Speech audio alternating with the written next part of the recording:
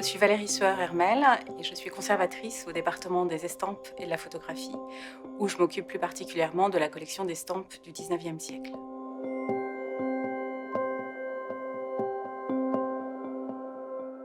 Le romantisme est un mouvement révolutionnaire qui se développe en Europe dans les 2 premières décennies du 19e siècle, à rebours des idéaux du 18e siècle, du règne de la raison et du siècle des Lumières. C'est un mouvement anticlassique qui rejette toute forme de classicisme à la fois en peinture, en littérature, dans le domaine du théâtre, comme l'exprime d'ailleurs en 1827 Victor Hugo dans la préface de Cromwell, et comme le manifeste très clairement le drame romantique et Hernani. Cet épisode est resté dans les mémoires sous les termes de bataille d'Hernani. Tous les amis de Victor Hugo étaient venus habillés avec un gilet rouge, et donc ça a été le signe de ralliement de tous ces jeunes engagés dans le romantisme venus défendre cette nouvelle manière de faire du théâtre. Être romantique, c'est avant tout être de son temps et avoir le courage de s'affranchir des règles édictées par les prédécesseurs. C'est surtout revendiquer le pouvoir de l'imagination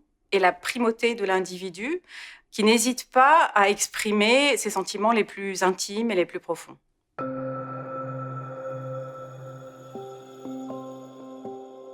Le romantisme touche tous les domaines artistiques, la littérature, le théâtre, la peinture, la musique, et l'union des arts est au cœur des préoccupations des romantiques. On a plusieurs exemples de cette fraternité des arts, et notamment celle qui a uni Delacroix et Goethe. Delacroix a réalisé 17 illustrations lithographiques pour le Faust de Goethe en 1828. Et la même année, c'est Louis Boulanger, peintre et lithographe, qui va s'inspirer de poèmes de Victor Hugo pour ses œuvres. On peut citer par exemple La Ronde du Sabbat, qui lui est inspirée par un poème des Odes et Ballades.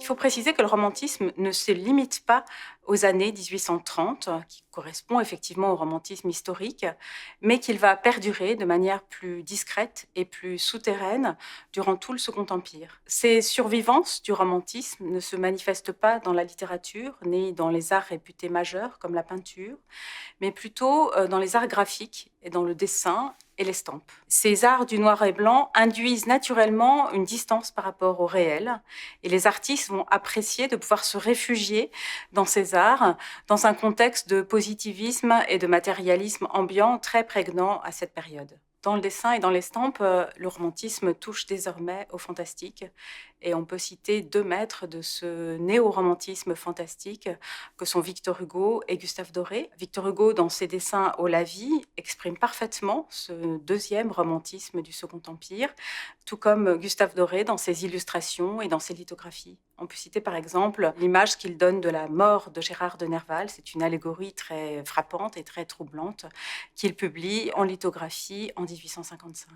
On peut dire que le romantisme est une véritable révolution au XIXe siècle, dans le renversement total des valeurs et des perceptions. Et cette révolution va perdurer pendant une longue période, elle va s'installer, et dans la mesure où il s'agit vraiment d'une manière de penser le monde et une manière de sentir, pour reprendre les mots de Baudelaire, cette révolution va se retrouver plus tard dans le courant du symbolisme à la fin du siècle.